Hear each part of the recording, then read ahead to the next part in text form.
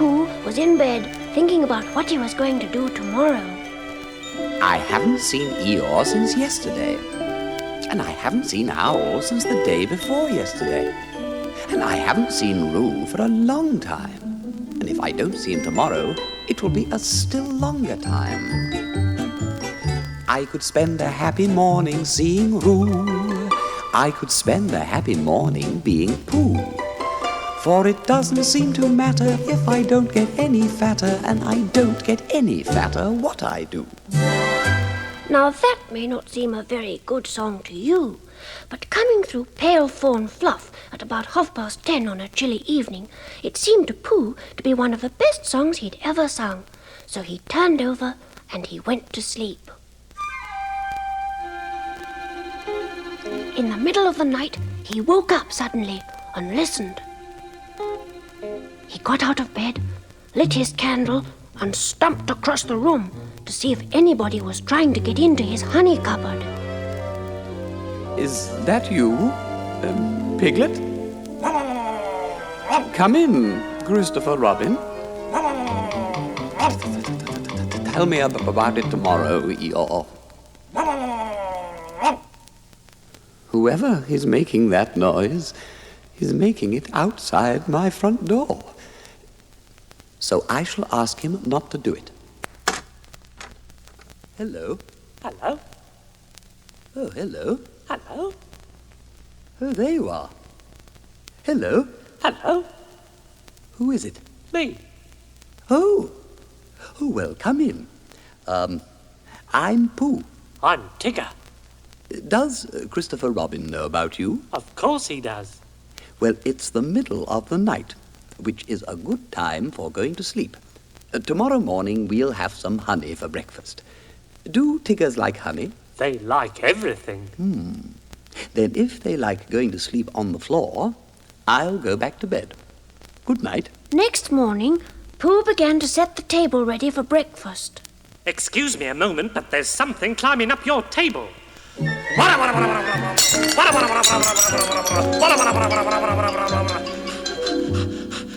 Have I won? That's my tablecloth that you're wrapped up in. I wondered what it was. It goes on a table and you put things on it. Then why did it try to bite me when I wasn't looking? I don't think it did. It tried, but I was too quick for it. Here you are. Try some honey. Oh, thank you.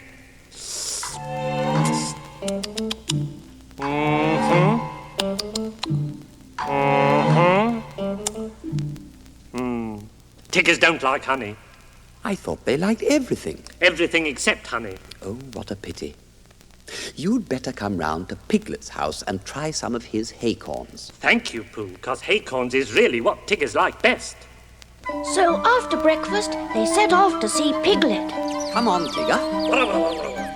I could spend a happy morning seeing Piglet. And I could spend a happy morning not seeing Piglet. And it doesn't seem to matter if I don't see Owl or Eeyore or any of the others. And I'm not going to see Owl or Eeyore or any of the others. Or Christopher Robin. Hello, Piglet. This is Tigger. Oh, is it? I thought Tiggers were smaller than that. Not the big ones. They like haycorns, and that's what we've come for. Help yourself. Thank you.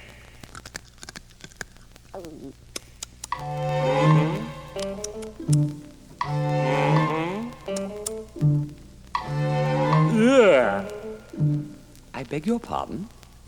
Excuse me. I wonder what he's gone outside for. Tiggers don't like haycorns. But you said they liked everything except honey. Everything except honey and haycorns. Oh, I see. Well, what about thistles? Thistles is what Tiggers like best. Then let's go along and see Eeyore. I could spend a happy morning seeing Eeyore, though I could spend a happy morning not seeing Eeyore. Hello, Eeyore. This is Tigger. What is? This is. He's just come. Ah, when is he going? Tigers always eat thistles, so that is why we came to see you, Eeyore. Ah, I see. Well, come this way, Tigger. This is a little patch I was keeping for my birthday, but after all, what are birthdays? Here today and gone tomorrow. Help yourself, Tigger. Thank you. Are these really thistles? Yes, What do Tiggers like best? that's right. I see. Oh, ow, ooh. What's the matter? Your friend appears to have bitten a bee. Tiggers don't like thistles. Then why did you bend a perfectly good one? But you said tigers liked everything but honey and acorns. And thistles. We'd better go and see Christopher Robin. You'll find him with Kanga. So off they went to Kanga's house to find me. What shall we do about poor little Tigger? If he never eats nothing, he'll never get bigger. He doesn't like honey and acorns and thistles because of the taste and because of the bristles. And all the good things that an animal likes have the wrong sort of swallow or too many spikes. But whatever his weight in pounds, shillings, and ounces, he always seems bigger because of his bounces. Bounces. Hello, Christopher Robin. I found a Pooh and a Piglet and an Eeyore, but I can't find any breakfast. Don't you know what Tigger's like? I expect if I thought very hard I should. But I thought Tiggers knew. I do. Everything in the world except honey and acorns and thistles. Oh, well then, Kanga can give you some breakfast. Yes. Look in my cupboard, Tigger dear, and see what you'd like. Shall I look too? Yes, Pooh dear. And I must give Roo his extract of malt. Oh, must I? Now, Roo dear, you remember what you promised. What's that? That's Roo's strengthening medicine. Ah, Oh, Tigger dear. He's taken my medicine. He's taken my medicine. Ah, he's taken my medicine. Well, that's what Tiggers like.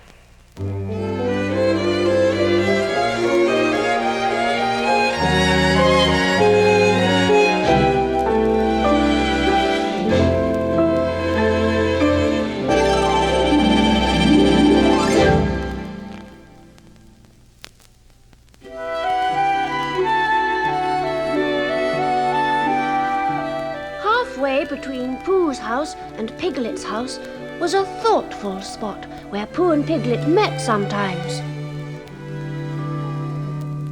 this warm and sunny spot belongs to Pooh. And here he wonders what he's going to do. Oh, bother, I forgot. Bother, I forgot. It's piglets, too. Now one morning, when the wind had blown all the leaves off the trees in the night and was trying to blow the branches off, Pooh and Piglet were sitting in the thoughtful spot. I think we'll go to Pooh Corner and see Eeyore. Let's go and see everybody. But we ought to have a reason for going to see everybody. We'll go and wish everybody a very happy Thursday. Come on, Piglet. So they went to Pooh's house first and had a little smackerel of something. And then they went to Kanga's house, where they stayed to lunch. And then, blown and buffeted by the wind, they pushed on to Rabbit's house. Oh, I like his way of talking, yes I do. It's the nicest way of talking just for two. And a help yourself with Rabbit, though it may become a habit, is a pleasant sort of habit for a Pooh. Hello, Rabbit. We've come to wish you a very happy Thursday. So they sat down for a little. Then they hurried along to see Eeyore, before it was too late to have tea with Owl. Well, we are very glad to see you, Eeyore. And now we are going to see Owl. Oh, good you like Owl. He flew past a day or two ago and noticed me. He didn't actually say anything, mind you, but he knew it was me. Very friendly of him, I thought. Encouraging. Well, goodbye, Eeyore. And then they pushed on to Owl's house. Sit down and make yourselves comfortable. Correct me if I'm wrong. But am I right in supposing it's a very blusterous day outside? Very. I thought so. It was on just such a blusterous day as this that my Uncle Robert, a portrait of whom you see on the wall on your right, Piglet, whilst returning in the late afternoon from a... What's that? Look out, mind the clock. Out of the way, Piglet. Piglet, I'm falling on you. Oh dear, what's happening? The whole place seems to be tilting. Oh dear.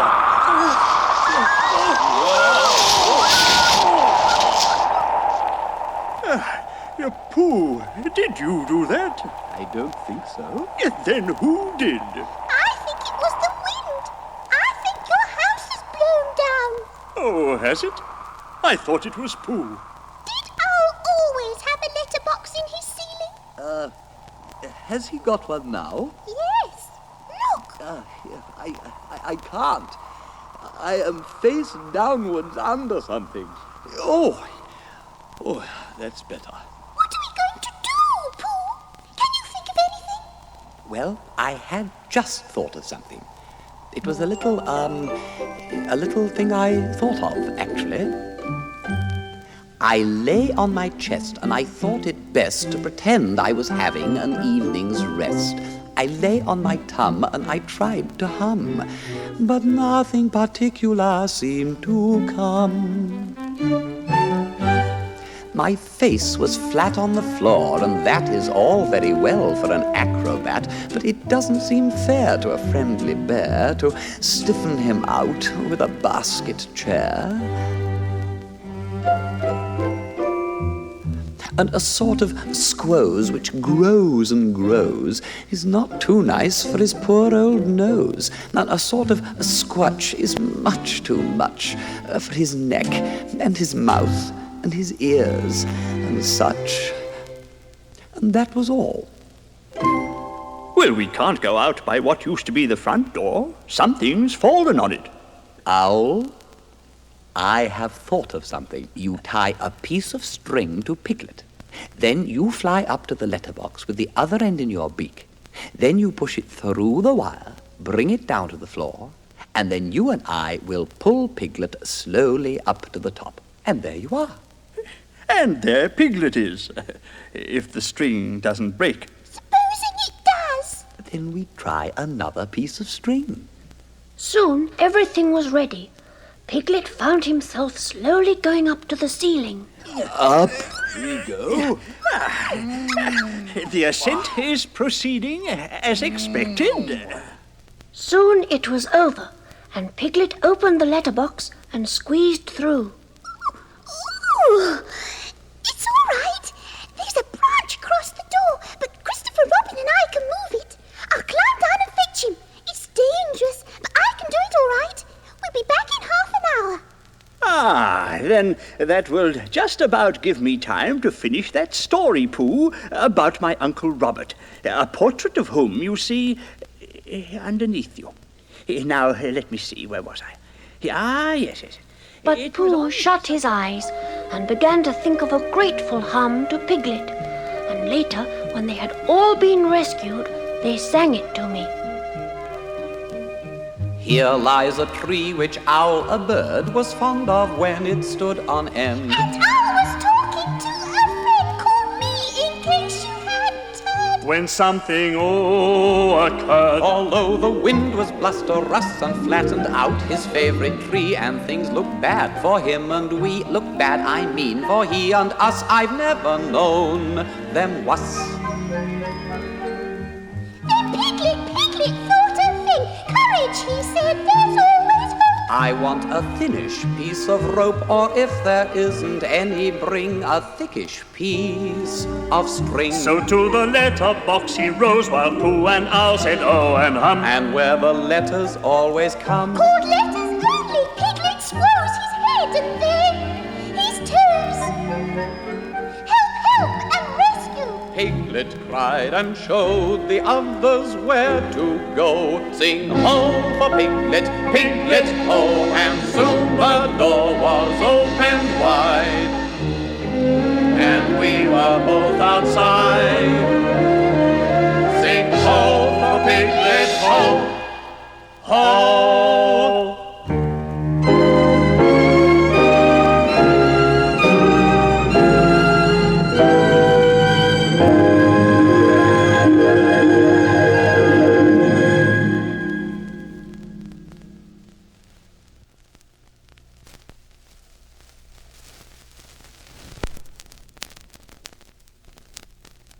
My goodness, so you're 6.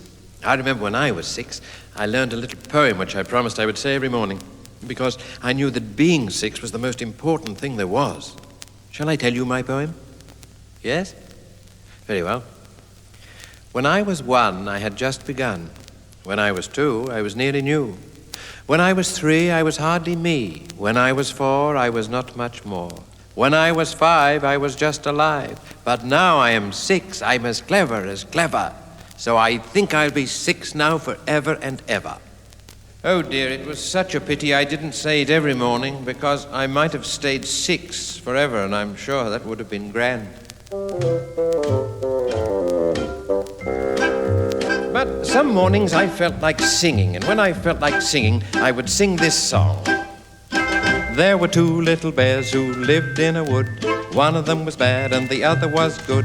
Good bear learnt his twice times 1, and bad bear left all his buttons undone. They lived in a tree when the weather was hot. One of them was good and the other was not. Good bear learnt his twice times 2, and bad bear's thingamies were worn right through.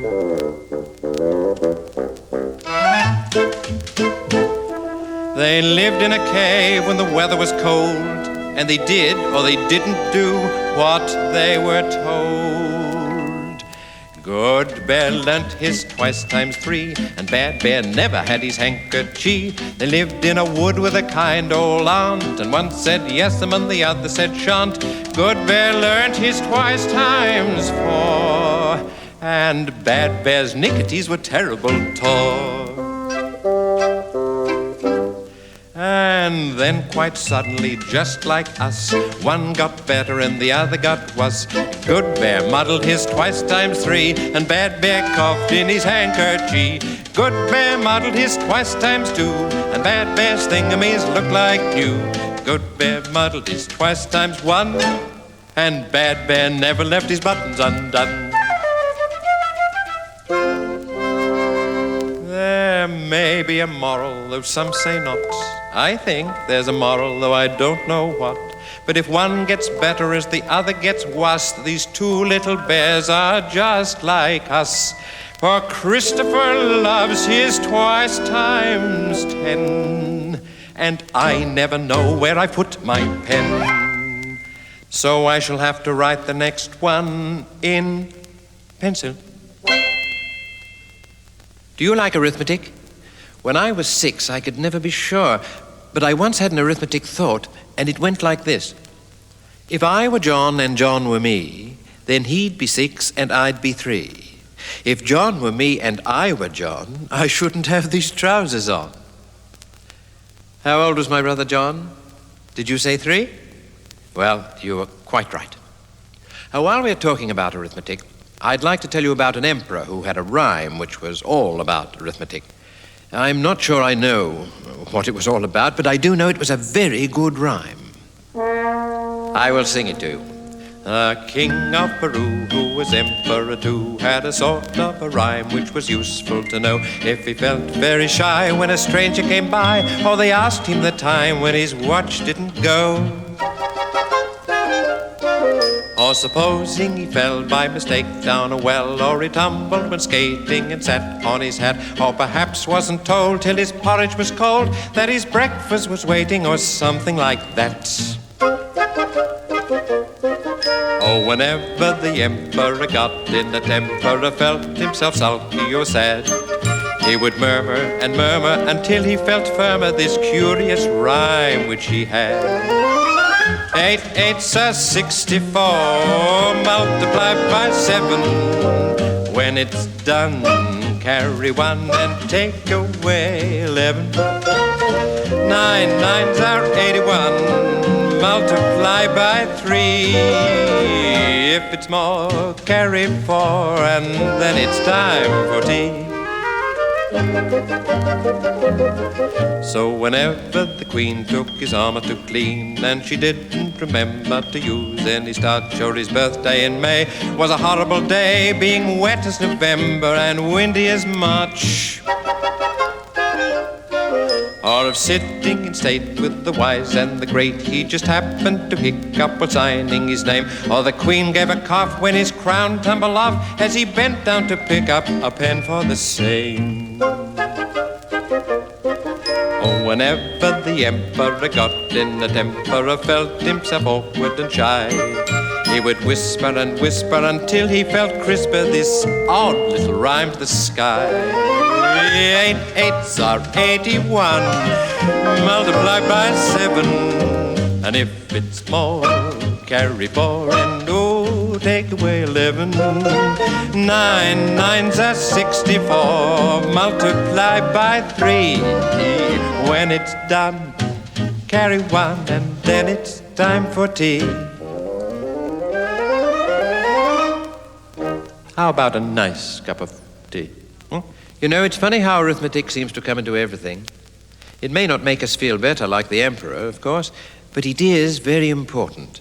Even Pooh Bear, who isn't 6, tries to do arithmetic. Sometimes we talk about it together, as we do in this song, which I call The Friend.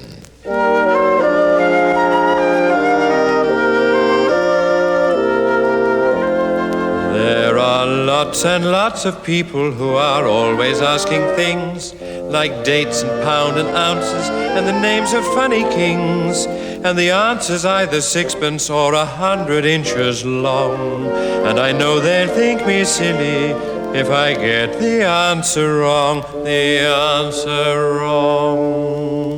So Pooh and I go whispering, and Pooh looks very bright and says, well, I say 6pence, but I don't suppose I'm right. And then it doesn't matter what the answer ought to be, 'cause if he's right, I'm right, and if he's wrong, it isn't me. If he's wrong, it isn't me.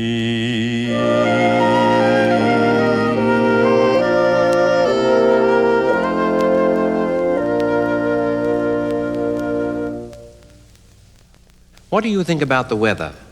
Grown-ups always talk about it, so why shouldn't we? I must say I like watching the weather change, but it does make a difference to what we do. There was one morning when I went once and then tissue again, and everyone said I mustn't go out in the weather.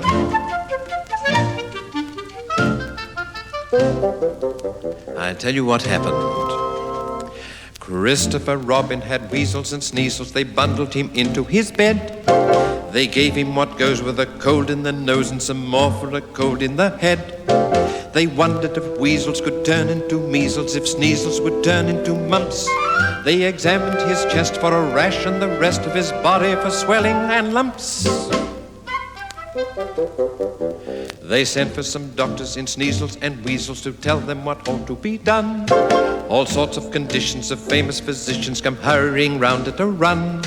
They all made a note of the state of his throat. They asked if he suffered from thirst. They asked if the sneezels came after the weasels or if the first sneezel came first. They said if you teasel, a sneezel, a weasel, a measle may easily grow. But humour or pleasel, the weasel or sneezel, the measle will certainly go. They expounded the reasons for sneezels and weasels, the appearance of measles when new. They said if you freezel in draughts and in breezels, then seasons may even ensue.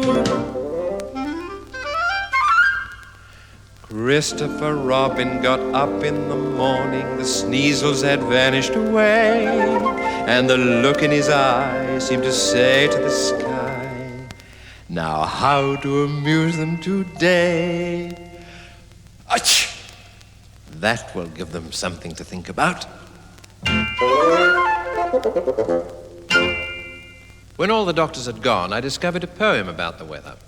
Actually, it is about the wind, but the wind blows all the weather along to us, so it's really the same thing. But no one can tell me, nobody knows, where the wind comes from, where the wind goes. It's flying from somewhere as fast as it can. I couldn't keep up with it, not if I ran. But if I stopped holding the string of my kite, it would blow with the wind for a day and a night. And then when I found it, wherever it blew, I should know that the wind had been going there too. So then I could tell them where the wind goes, but where the wind comes from, nobody knows. It seems to me that the weather must be almost as important as arithmetic. I once heard all about a brave knight who wouldn't go out in the rain because it made his armor squeak. He knew how to stop it squeaking, of course, but he still didn't like the wet. But I think I'd better begin at the beginning because it's quite a long story. Of all the knights in Appledore, the wisest was Sir Thomas Thom. He multiplied as far as 4 and knew what 9 was taken from to make 11. He could write a letter to another knight. No other knight in all the land could do the things which he could do. Not only did he understand the way to polish swords, but knew what remedy a knight should seek whose armor had begun to squeak. And if he didn't fight too much, it wasn't that he did not care for blips and buffetings and such, but felt that it was hardly fair to risk by frequent injuries a brain as delicate as his. His castle, Castle Tom, was set conveniently on a hill, and daily, when it wasn't wet, he paced the battlements until some smaller knight who couldn't swim should reach the moat and challenge him. Or sometimes feeling full of fight, he hurried out to scour the plain, and seeing some approaching knight, he either hurried home again, or hid, and when the foe was past, blew a triumphant trumpet blast. One day, when good Sir Thomas Thom was resting in a handy ditch, the noises he was hiding from, though very much the noises which he'd always hidden from before, seemed somehow less. Or was it more? The trotting horse, the trumpet's blast, the whistling sword, the armor's squeak, these, and especially the last, had clattered by him all the week. Was this the same, or was it not? Something was different. But what? Sir Thomas raised a cautious ear and listened as Sir Hugh went by, and suddenly he seemed to hear, or not to hear, the reason why this stranger made a nicer sound than other knights who lived around. Sir Thomas watched the way he went. His rage was such he couldn't speak. For years they'd called him down in Kent the knight whose armor didn't squeak. Yet here and now he looked upon another knight whose squeak had gone. He rushed to where his horse was tied. He spurred it to a rapid trot. The only fear he felt inside about his enemy was not how sharp his sword, how stout his heart, but has he got too long a start? Sir Hugh was singing, hand on hip, when something sudden came along and caught him a terrific blip right in the middle of his song. A thunderstorm, he thought, of course, and toppled gently off his horse. Then, said the good Sir Thomas Thom, dismounting with a friendly air, allow me to extract you from the heavy armor that you wear. At times like these, the bravest knight may find his armor much too tight. 100 yards or so beyond the scene of brave Sir Hugh's defeat, Sir Thomas found a useful pond, and careful not to wet his feet, he brought the armor to the brink and flung it in, and watched it sink. So ever after, more and more, the men of Kent would proudly speak of Thomas Thom of Appledore, the knight whose armor didn't squeak, whilst Hugh, the knight who gave him best, squeaks just as badly as the rest. We started off with the weather. I think we'd better finish with it. Oh, those frosty mornings when it nips at your ears and your nose. That's when I wish I could be a furry bear. If I were a bear and a big bear too, I shouldn't much care if it froze or snow. I shouldn't much mind if it snowed or frizzed. I'd be all fur-lined with a coat like his. For I'd have fur boots and a big brown wrap, and brown fur knickers and a big fur cap.